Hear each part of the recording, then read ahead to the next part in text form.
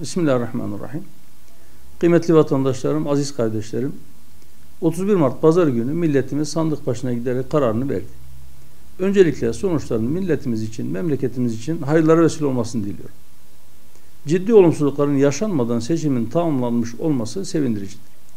Bizler Hüdapar olarak beklediğimizin altında da olsa oylarımızı artırarak seçimi tamamladık.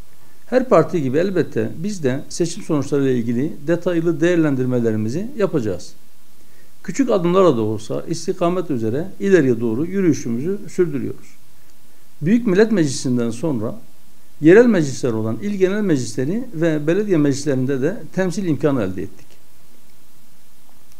Bu seçimlerde bütün imkansızlık ve olumsuzluklara rağmen büyük bir özveriyle çalışan mahalle ve köy temsilcilerimizden ilçe teşkilatlarımıza, genel merkez teşkilatlarımızda görev alan kardeşlerimize kadar, kadın ve gençlik kollarımıza, belediye başkan adaylarımızdan belediye meclis üyesi ve il genel meclis üyesi adaylarımıza kadar, sandık görevlerimize kadar bütün kardeşlerime içtenlikle teşekkür ediyorum. Bir kez daha seçim sonuçlarının hayırlı olmasını dilerken, seçilen il genel meclisi ve belediye meclis üyelerimiz ile belediye başkanımız başta olmak üzere bütün seçilmişlere, halkın teveccühüyle sorumluluk ve görev yüklenmiş olanlara hayırlı hizmetlerinde başarılar diliyorum.